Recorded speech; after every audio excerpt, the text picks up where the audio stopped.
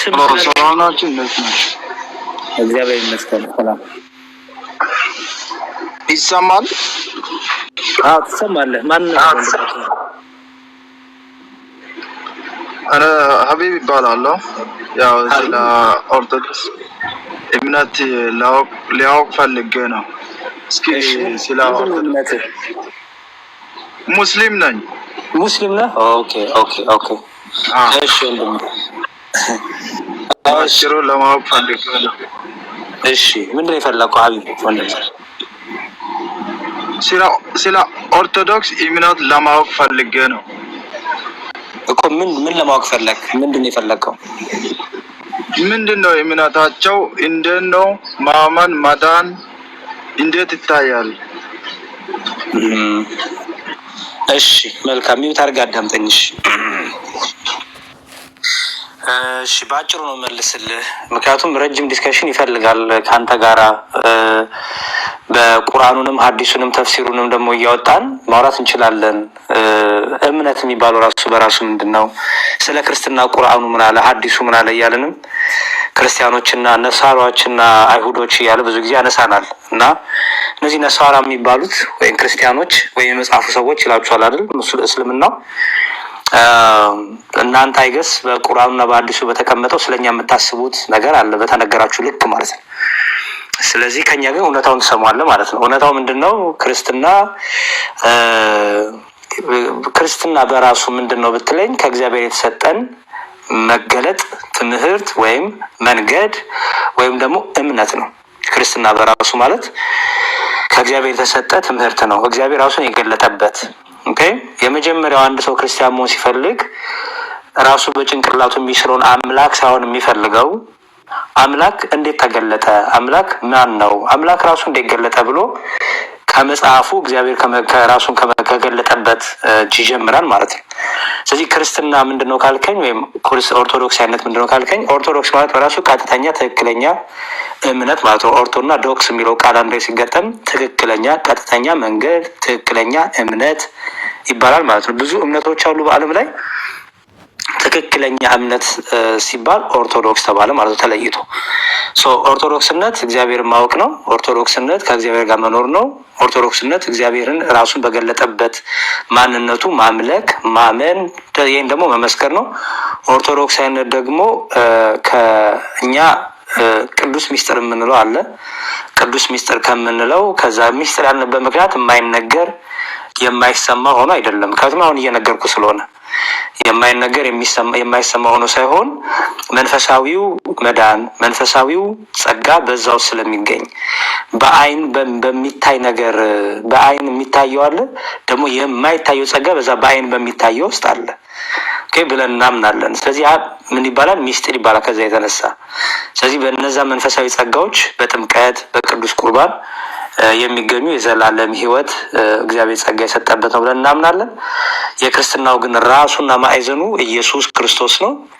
የእግዚአብሔር ልጅ እግዚአብሔር ሆኖ ኢየሱስ ክርስቶስ አምላክ ነው፣ ጌታ ነው። ወደዚህ ምድር በስጋ ተገልጦ ስለኔና ስለአንተ ስለ ሁላችን ሁሉ የሞተ በደላችን የተሸከመልን፣ ኋላም ደግሞ በገዛ ሰዓቱ በገዛ ፈቃዱ በስልጣኑ በገዛ ፈቃዱ ራሱን ለሞት አሳልፎ የሰጠ፣ በስልጣኑ ደግሞ የተነሳ ወደ ሰማይ ያረገ፣ ከዛ ደግሞ ዳግም ደግሞ መጥቶ ወደ እሱ የሚሰበስበን አምላክና አባት ጌታችን ያለን ክርስቲያኖች በዚህ እንለያለን። የብዙዎች አምላክ ነን የሚሉ የነቢ ነን የሚሉ ሞቶ ቀርተዋል፣ አልተነሱም። ሞተዋልም በቃ ከመቃብራታች ናቸው። የኛ አምላክና ጌታችን ኢየሱስ ክርስቶስ ግን ተነስቷል። ሞትን ድል አድርጎ ሞትን ገድሎ ተነስቷል። ዳግም ደግሞ ይመጣል። ያ ጊዜ ዓለም ፍጻሜ ይሆናል።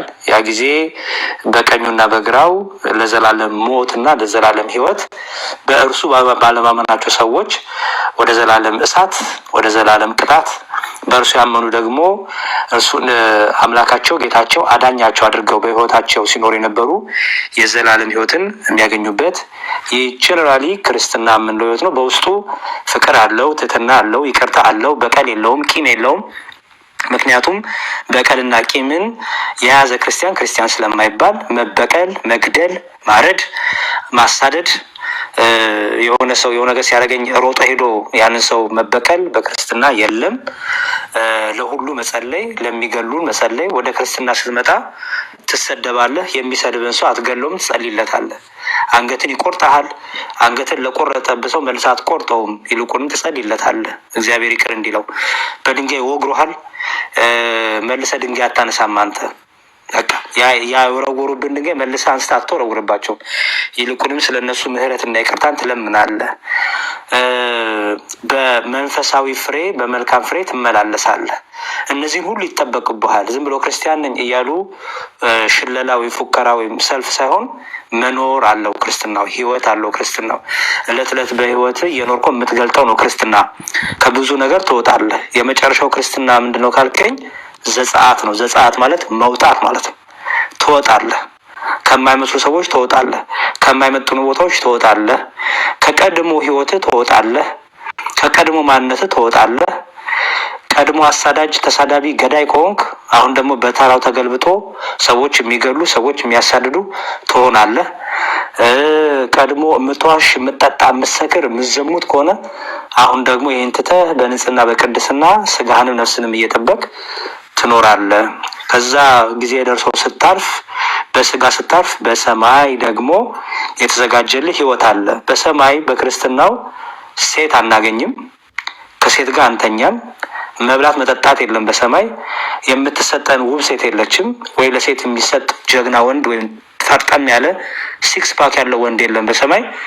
በሰማይ ይልቁንም በመንፈሳዊ ህይወት ሆነን፣ በመንፈሳዊው አካል ሆነን፣ በማይበሰብስ አካል ሆነን፣ በሰማያዊ አካል ሆነን እግዚአብሔርን እለት እለት ማመስገን፣ እግዚአብሔር እለት እለት መዘመር፣ ከመላእክቱ ከነ ሚካኤል ከነ ገብርኤል ጋር አብሮ እግዚአብሔርን ማመስገን ነው ተስፋችን። የመጨረሻ ክርስቲያኖች ተስፋ በሰማይ የሚጠብቀን የሚበላ የሚጠጣ ሚስት ምናምን ሳይሆን እግዚአብሔርን ማመስገን፣ ከመላእክቱ ጋር ተሰልፈን በዘላለም ህይወት በዘላለም ጸጋ በብርሃን ያለ መራብ ያለ መጠማት ያለ መበሳጨት ያለ መናደድ ያለ ማዘን ያለ ማልቀስ እለት እለት እግዚአብሔርን ማመስገን ናፍቆታችን ሆኖ እየጠበቅን ያለን፣ የጌታን መገለጥ ዳግም የጌታን መምጣት በናፍቆት እየጠበቅን ያለን ክርስቲያኖች ነን። ወደዚህ ህብረት ስትመጣ የሚጠብቅ ይሄው ናፍቆት ነው ማለት ነው። እግዚአብሔር ይስጥልኝ፣ ጨርሻለሁ። መልሼ ሊሆኑ አመሰግናለሁ። እኔ የፈለግኩት ያ ሁሉ ደስ ይላል፣ ግን ከገባው በኋላ ነው ማብራት የሚጠበቀው።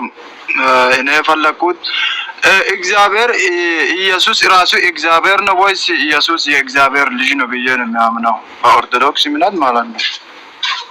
ማንን ነው የሚያመልከው? እኔ ኢየሱስን ነው ወይስ እግዚአብሔርን ነው የሚያመልከው? እሺ አሁን ለዚህ ነው በጣም ከሙስሊም ወንድሞቻችን ጋር ስናወራ ሚት አድርጎ ድምፅ ከሙስሊም ወገኖቻችን ጋር ስናወራ በጣም ራሱን የቻለ ዲስከሽን ይፈልጋሉ ምለው ለዛ ነው። እሺ በአጭሩ ልመልስልና ግን በሌላ ቀን ግን በደንብ ተገናኝተን ገልጠን እስልምናውንም እያየን ክርስትናውንም እያየን ብንሄድ አይገስ ሞር ግልጽ ይሆንላ ብዬ አምናለሁ። እሺ እኛ የምናመልከው ጥያቄ ልትመልሱ ነው? ሌላ ሰው ላቁም። እሺ እኛ የምናመልከው ማን ነው ላልከኝ፣ እኛ የምናመልከው አንዱን እግዚአብሔር ነው። ቅድም ስነሳ ምን ብያለሁ? ክርስትና ማለት እግዚአብሔርን ማምለክ ነው። እግዚአብሔርን ስናመልክ ግን እግዚአብሔርን አውቀን ነው። አየህ፣ የማናውቀውን አምላክ አናመልክም። መኬታ እንደሚዩት አድርጊልኝ ፕሊስ። እሺ የማናውቀውን አምላክ አናመልክም። አምላክ የምናመልከውን አምላክ እናውቀው ይገባል። ባይዘው ታዲያ እንዴት ነው የምናውቀው ስንል ራሱን በገለጠልን ልክ እኔ በጭንቅላቴ በሳልኩት እኔ በጭንቅላቴ ባስቀመጥኩት እኔ በጭንቅላቴ በሰፋሁት ልክ ሳይሆን ራሱ አምላክ እንዴት የተገለጠው። ለምሳሌ አብርሃም እግዚአብሔርን ፍለጋ በጣም ብዙ ደክሟል። በጣም ብዙ ጣዖት አምላኪ ጣዖት የሚሰራ ቤት ውስጥ ነበረ። ጣዖቱን ሊያናግረው ሞከረ። ጣዖቱ አያወራም። ዝም ብሎ አፍጥጦ ያዋል። ዝም ብሎ ቁጭ ያለ ነው። አይመልስም። እጅ እግር አለው፣ አይሄድም፣ አይራመድም። አፍ አለው፣ አይናገርም። ስለዚህ አብርሃም ሊያናግረው ቢሞክር ጣዖቱ ዝም ብሎ ፍጥጥ ብሏል። ኦኬ።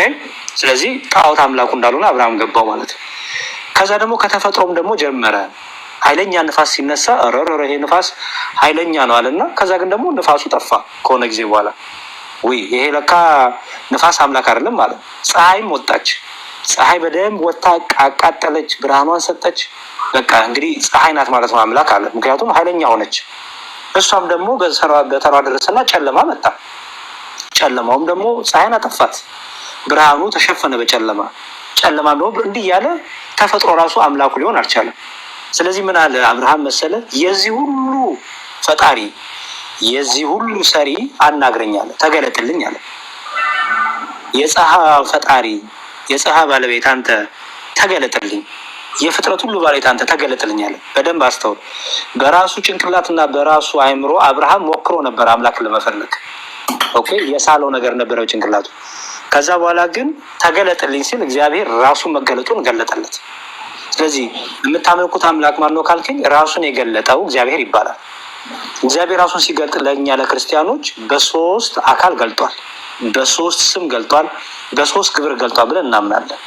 ኦኬ። እና ደግሞ በአንድ መለኮት፣ በአንድ አምላክ፣ በአንድ አገዛዝ ይህ መለኮት፣ ይህ አምላክነት፣ ይህ ፍቃድ፣ ይህ እውቀት አንድ እንደሆነ በሶስቱ ይህን ህሉ ሆኖ እንደሚኖር ይህን ነግሮናል።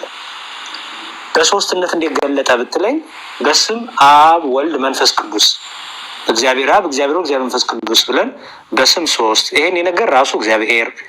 ኦኬ። ከዛ ደግሞ በግብር ሶስት፣ አብ አባት፣ ወልድ ልጅ። የማን ልጅ? የአብ የባህሪ ልጁ። ኦኬ። የባህሪ ልጅ ማለት ነው አብን መስሎ አብን አክሎ አብን ተካክሎ እኩል የሆነ የተገኘ ማለት ነው። ኦኬ። ህላዌው እኩል የሆነ ወይም መኖሩ መገኘቱ ወይም ፐርሰን ሁዱ ወይም እኔነቱ ያለ ማለት ነው። ከማን ጋር እኩል ሆኖ? ከአብ ጋር እኩል ሆኖ። ከዛ መንፈስ ቅዱስም እንደዚሁ ከአብና ከወልድ ጋር ትክክል የሆነ ማለት ነው፣ እኩል የሆነ። ስለዚህ በግብር አብ አባት፣ ወልድ ልጅ፣ መንፈስ ቅዱስ ከአብ የሚወጣ ወይ ደግሞ ሰራጽ እንላለን ማለት ነው። ኦኬ። ይሄ የግብር ሶስትነት፣ ይሄ እግዚአብሔር ራሱ የገለጠልን ግብሩ ነው። ለምሳሌ በኦሪት ዘፍጥረት ምዕራፍ 1 ቁጥር 26 ላይ እግዚአብሔር ምን አለ? ሰውን በመልካችን እንደ ምሳሌያችን እንፍጠር አለ። ኦኬ። አሁን በእስልምናው ራሱን አላህ በብዙ ሲያወራ ራሱን ለማግነን ነው ለማላቅ ነው የምትሉት እናንተ ሙስሊሞቹ። የእናንተ አምላክ አላህ እኛ እያለ ካወራ ወይም ራሱን በብዙ አድርጎ ካወራ ራሱን እያገነነ ራሱን እያለቃው ትላላችሁ። በእኛ ግን እግዚአብሔር ራሱን ማግነን ራሱን ማላቅ አይጠበቅበትም። እኛ እናገነዋለን፣ እኛ እናልቀዋለን እንጂ ራሱን እንደ ምድራዊ ነገስታት ኩፍስ ብሎ እኛ እያለ አያወራም እግዚአብሔር። እኛ ብሎ ካወራ ደግሞ የሚያወራው ስለ ራሱ ማግነን ሳይሆን ስለ መገለጡ ስለ ግብሩ እየነገር ነው ማለት ነው። ሶስትነቱን እየነገረን ነው። እግዚአብሔርም አለ ሰውን በመልካችን አየኸው፣ በመልካችን ነው የሚለው። በመልካችን እንደ ምሳሌያችን ከዛ እንፍጠር። እግዚአብሔር በሚፈጥርበት ሰዓት የመላእክትን አገልግሎት የመላእክትን እገዛ አይፈልግም። የፍጥረትን እገዛ አይፈልግም። መፍጠር የእግዚአብሔር ባህሪው ብቻ የአምላክ ባህሪ ብቻ ስለሆነ ይህን መፍጠር ግን እንፍጠር ብሎ እግዚአብሔር ተናገረ። ስለዚህ እንፍጠር ሲል ሶስትነቱ ይናገራል። ስለዚህ የእግዚአብሔር መገለጡ ሶስትነቱ ነው ብለን እናምናለን።